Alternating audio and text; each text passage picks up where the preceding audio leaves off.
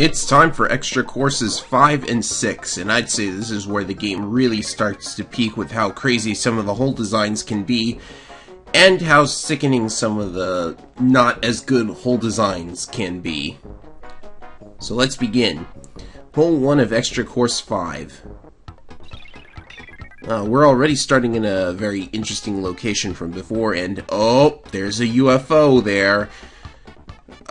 But we can't take it into the next hole because I would have to get all of the needle enemies, and then the UFO, and then the last needle.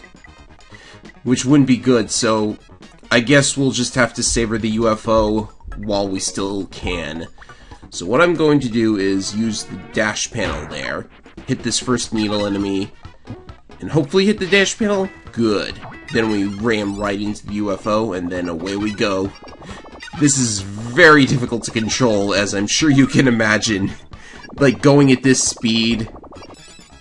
And I think if I had stopped the UFO just a second sooner, that would have been a hole-in-one. But getting into the hole with the needle ability is very, very difficult. I don't think even the developers thought it was possible, because the sound effect that plays if Needle Kirby goes in the hole is the same one that plays if Freeze Kirby goes into the hole. So this looks a little easier though, thankfully. We just have to get across the water and hit the high jump.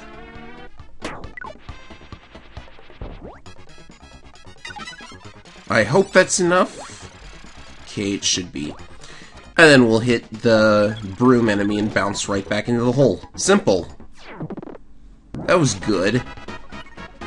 Even though it was basically the original hole played in reverse. I mean, like, you could have... I think if that flying enemy were actually on the ground, it would have been a little harder, because you have to be more careful with the hole being up against a wall like that. This hole... I think they just decided to make things a little more difficult on me, but whatever. There's a tornado enemy. That's one of my favorite abilities. So we're gonna use backspin here. Just got to hit this first high jump enemy. And hopefully this goes well. Oh, this did not go well. No, this did not go well at all. Oh, that's terrible. I apologize for such poor play this late in the LP, but jeez. Get me over to the tornado? Okay. Fortunately, there's no enemy we have to get to on the other side, so hopefully... Yes, the tornado speed boost is enough to get into the hole, so... That was a good recovery. Got it in only 2 shots. Instead of just, like, something disastrous happening and having to take 3 or something. Okay, so what do we do with hole 3? Or 4. It's hole 4, isn't it? I can't remember where I am these days. Yes, it's hole 4. So it looks like we just have to hit the freeze enemy. And with a well-timed tornado, we can hopefully aim ourselves at the hole. Oh, with a well-timed high jump, we could actually make this a hole-in-one. Oh, yeah! Man, I didn't think... I forgot if I had actually made that hole-in-one or not. That was amazing. So this is looking good so far. I don't think you could get a hole-in-one in the original version of that hole, so that's really good. Oh, unless you... I think you can get all holes-in-ones in Course 5 if you TAS. Oh, there's another UFO. They're teasing me with these. Like, every time I see a UFO, I think, man, I wish I could take that into the next hole and use it for just another stage. But no, I think I do keep the UFO, except the next hole, like, is so un-UFO that it basically doesn't matter. So this, yeah, this should look pretty, simple. You just gotta leapfrog from tornado to tornado.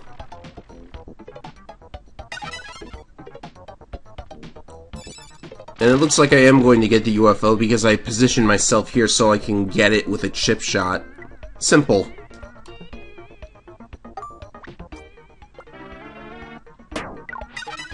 And then we just gotta fly over to the hole, which is going to take a while because...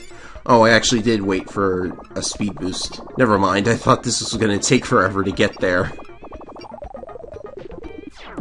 That was close, though. I think if I were an inch too far from the hole, I would have just messed that up and would have had to take yet another shot. Yes, this hole. This hole does not want you to use UFO at all. What you're actually supposed to do is hit the warp. You'll see what I mean in just a minute here. We have to hit that warp, and even though the blue warps change the direction you're going in, it doesn't affect spin or velocity at all. So I will use top spin here. Hit the warp. And then boom, speed boost. I guess if I weren't using the speed boost, I would have just used UFO to get the wheel. And look at this. Bam! Slam dunk! That's how basketball players get their wheel Kirbys into the hole. That actually looks really cool. I think it's set up precisely for that. They wanted to find the exact angle needed to get the wheel into the hole. Because if the wheel, I've experimented with this, if the wheel had just gone, like, passed over the hole, it would have just bounced ahead or something. Anyhow, Extra Course 5 has been kind of okay so far, but it's unfortunately stained by Hole 7. It's still pretty much the nightmare that the original Hole 7 was, so this is going to be just a little bit brutal. I attempt to use the same strategy as before. And it kinda sorta works, except not really. So yeah, this is a very, very bad situation because I have to hit this enemy, and there's like 2 more up there. So I try to use high jump, but I misjudged how far the high jump would go. And so while I hit the first enemy, you know, this is gonna take a couple more shots, unfortunately. As a matter of fact, I'll tell you right now that this is the first hole in the entire Let's Play that I have had to take 4 shots on. And I still get a gold medal at the end of Extra Course 5, so... I don't know why I high jumped there, that was very dangerous. Guess I was hoping for some kind of a miracle to maybe get this in 3 shots. But it's much safer to take the 4th shot from here at least. Or maybe I was trying to go out of bounds, so that is actually something I don't, like, show very often in the Let's Play here. If you go out of bounds, you get returned to wherever you took the shot from, but any enemies that you ran over, like, stay dead. So even though you lose your ability, you know, it might be worth, like, starting over from where you were. Anyhow, this is a fun hole to finish up Extra Course 5. It's got tornadoes and it's got dash panels. These are the most fun combination of obstacles and abilities in the game. So we're gonna high jump over the dash panel here. Hit the tornado. We gotta pull back here. Hit the second tornado. So the hole is all the way up there, and I was kind of thinking that the conveyor belt would, like, send me straight to the hole, but for some reason it doesn't. Like, you have, like, if you're a tornado, then the conveyor belt just doesn't work, so, like, so several times I try to hit the dash panel and get myself to stop on the conveyor belt as a tornado, but it doesn't work, as you can see. But anyhow, it's just so fun to see Tornado Kirby spinning around and flying through the air after hitting a slope at such high speed from the dash panel. So eventually what happens is I stop right there, right in front of the hole. Perfect opportunity for a hole-in-one, it's just not working. But it doesn't matter because this is worth a gold medal at any rate.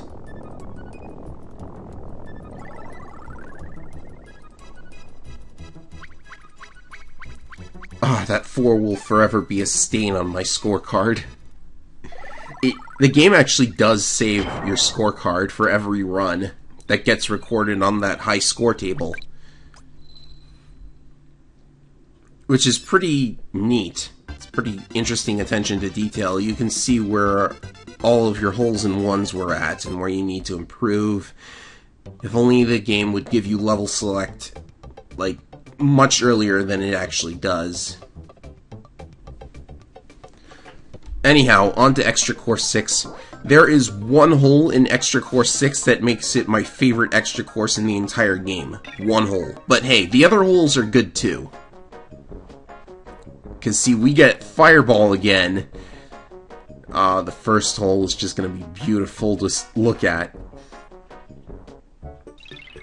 I think more times than I probably should have, I turned Kirby's Dream Course into Kirby's Pinball Land by like doing stuff with the bumpers.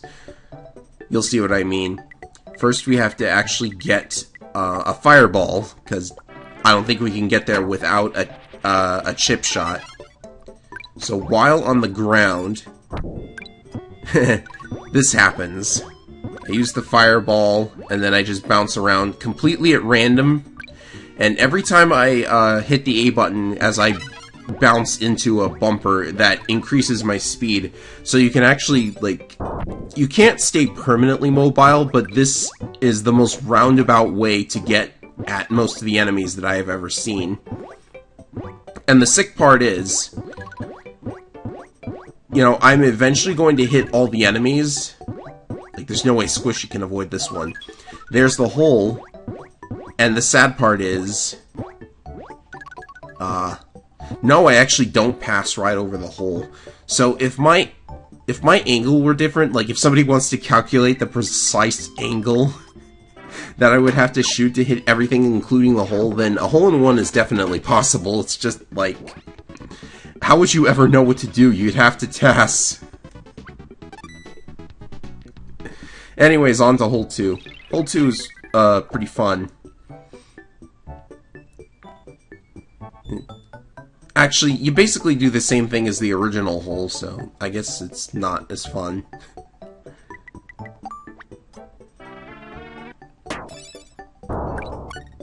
Oh, okay.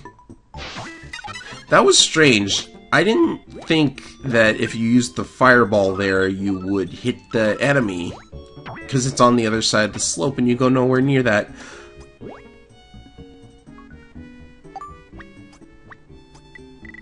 Don't you say a word. Don't anyone say a word about what just happened there. What is going on? I'm missing these holes in ones so bad. I don't think I could have avoided missing it, though, but whatever. Hole 3. They've managed to make hole 3 slightly less annoying than it was before, but it still takes the same number of shots. So what are we gonna do? The line guide could really stand to be much longer than it actually is, because you have no idea where you're going to end up on this slope. I would have gone completely out of bounds if I hadn't stopped there with Needle. This is gonna look totally weird. We hit the stone enemy. We hit both stone enemies, as a matter of fact. And I have to stop there. I have no idea where I'm going to go after hitting that bumper. Probably just gonna bounce back. Or I could have went into the spikes, which would be even worse. This is fine. I'm fine with taking 3 shots for this hole, especially considering that there's going to be at least one more hole in one. I mean, there would have to be, wouldn't there? Hey look, another UFO! And it looks like I can actually get this one and keep it for the next hole. Well, that makes me just ecstatic. So here's what you do. You hit the high jump enemy. High jump into the UFO, hopefully. Okay, good. Just barely missed it. Or I just barely hit it, rather. And even though I'm traveling at a snail's pace, I have enough time to get to the hole from here. Simple. 2 seconds to spare, in fact. A very easy hole in one. I keep UFO for the 5th hole. Just beautiful. Do more things like that, extra mode, please.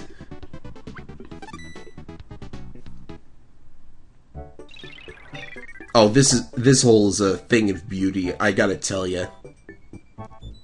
So we have to collect all of those enemies somehow. Wonder how we're going to do that. Well, UFO, that's one way we could do all of that. But as soon as we touch one of the enemies with another power, we kinda have to make do with that too. So here's what happens. Up we go! Hit the high jump, hit the tornado, and hit all of those enemies. Now we just have to not mess this up. I know I can use tornado to get into the hole for a hole-in-one this time. I know I can do it. And I blew it. Yeah. This is so simple and yet so difficult. Like, just missing the hole-in-one by an inch like that is pretty commonplace now for me. Okay, here's hole 6. It's the best hole in the game. Why is that, you ask? You're about to find out. It's mostly because of tornado. This hole should really have a tornado ability because it's just not as fun a hole without it. So yeah, as you can see, we're going to be in motion on this shot for quite a while. Because you can keep yourself in motion for as long as you want, as long as you hit that dash plate, bounce off bumpers, go with the momentum the slopes give you. Unfortunately, getting into the hole when it's in that position is a little difficult. Not to mention that this is actually very dangerous. I mean, the number of times... Oh, that was weird. The number of times I've ran right into that little incline with the sand trap there and gone flying into deep space. Yeah. And unfortunately, I have no choice but to stop right here and take a second shot because I don't know how you're supposed to get enough speed to get all the way up the slope and into the hole. And even if I did, I would probably miss it. You know, me being me and all. But still, controlling tornado there was very fun. What have we here? What is this hole going to... Oh, another UFO. They're teasing me. Another UFO. They're teasing me with this stuff. So I guess we just play out the hole the same way we did the first time. Which is to just bounce on that trampoline, hit this high jump enemy, and hopefully get into the hole. Yes! Another hole-in-one. I had to make up for my blunder in the previous hole somehow. Or the previous 2 holes, in fact.